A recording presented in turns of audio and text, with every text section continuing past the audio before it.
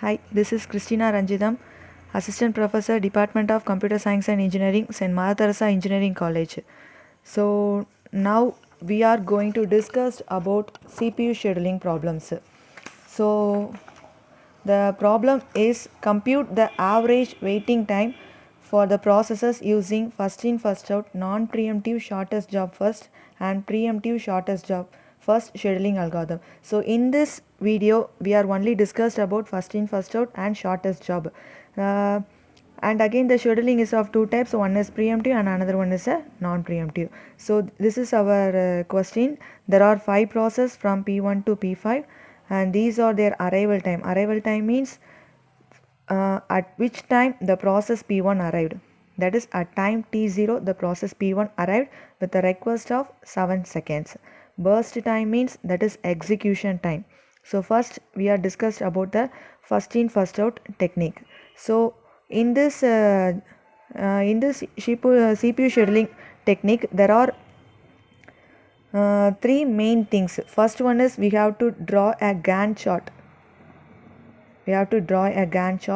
The second thing is we have to find the average waiting time.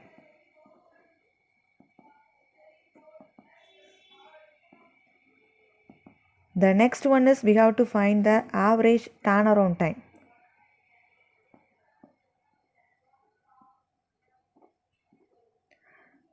So during this session we can elaborate these three things. First one is we have to draw a Gantt chart for the first in first out. So first in first out means based on the arrival time, which process comes first, that will be served in the CPU at first. So first we have to draw a Gantt chart.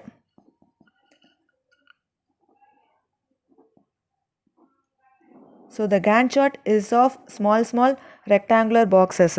So first the process P1 arrived at time T0 and its burst time is 7 milliseconds. So next the process P2 arrived at time T equal to 2 and its burst time is 4. So the 4 should be added with 7 and it will be placed as 11. So that is 7 plus 4. Next one is the 7 plus 4. Next one is the process P3, but the process P3 arrived at time T equal to 4 and the process P5 arrived at time T equal to 3.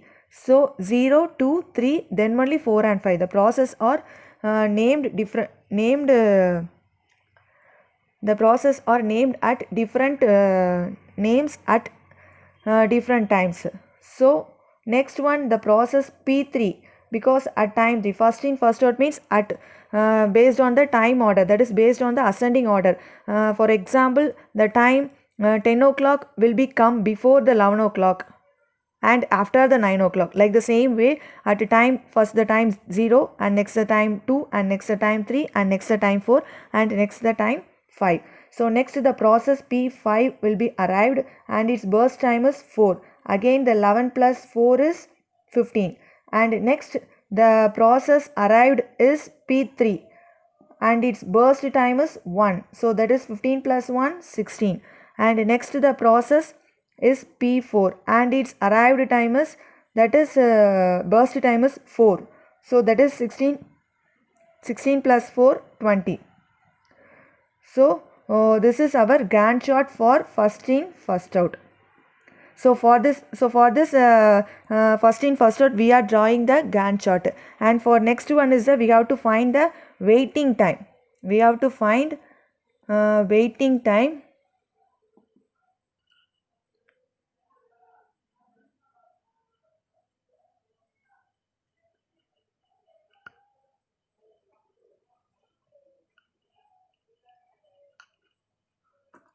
We have to find the waiting time. The waiting time for the formula for waiting time is starting time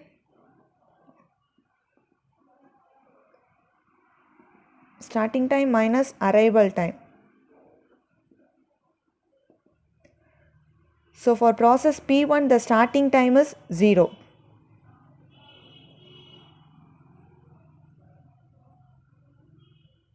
For process P1 the starting time is 0 and its arrival time is 0.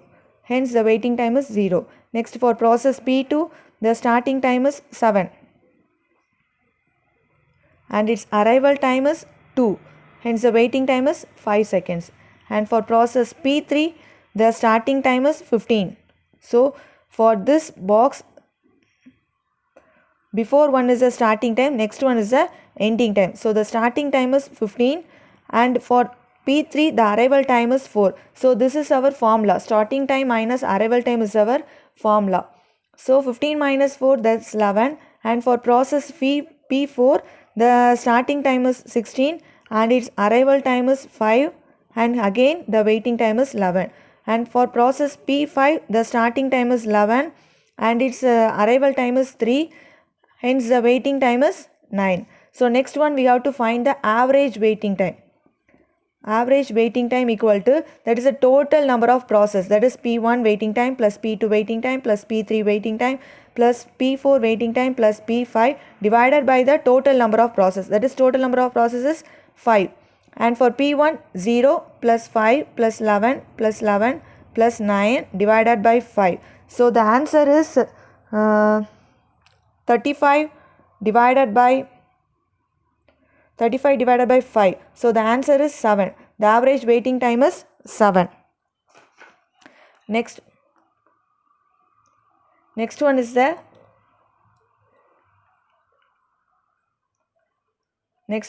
turnaround time.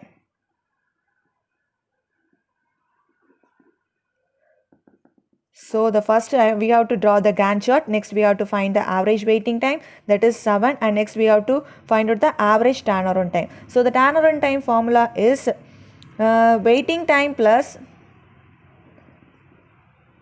burst time. So for P1 the waiting time is 0 and its burst time is 7.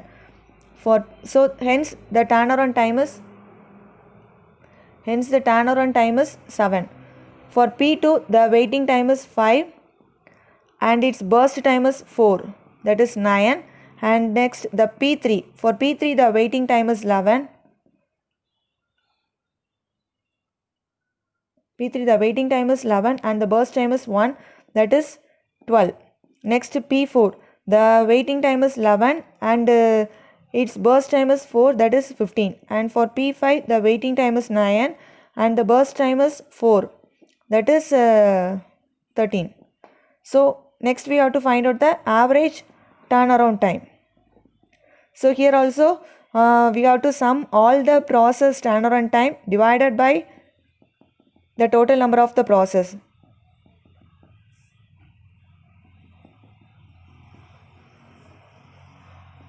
Divided by 5. So that is 7 plus 9 plus 12 plus 15 plus 13 divided by 5. Hence the answer is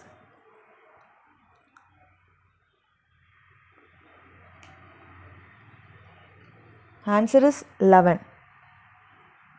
So we have to sum everything and it's divided by 5. That is, the total is 55 divided by 5 and the result is 11.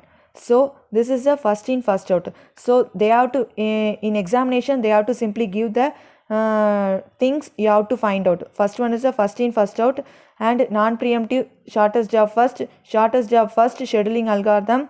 So these are the process and its arrival time and its burst time. Burst time means execution time.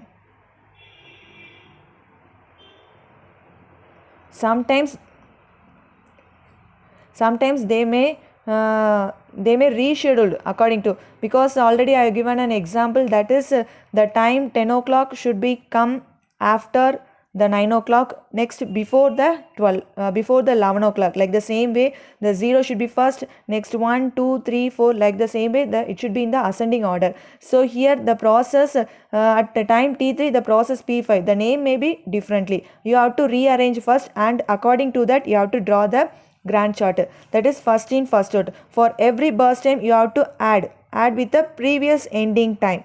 This one is a Gantt chart. Next we have to find out the waiting time. So the waiting time formula is starting time minus arrival time. So for each and every process the starting time. For example, the process P3, the starting time is 15 and its arrival time is 4, hence it's 11. So so we have to sum all the waiting time and should be divided with the number of the process. So answer is 7. Next one is the answer should be 11. Thank you.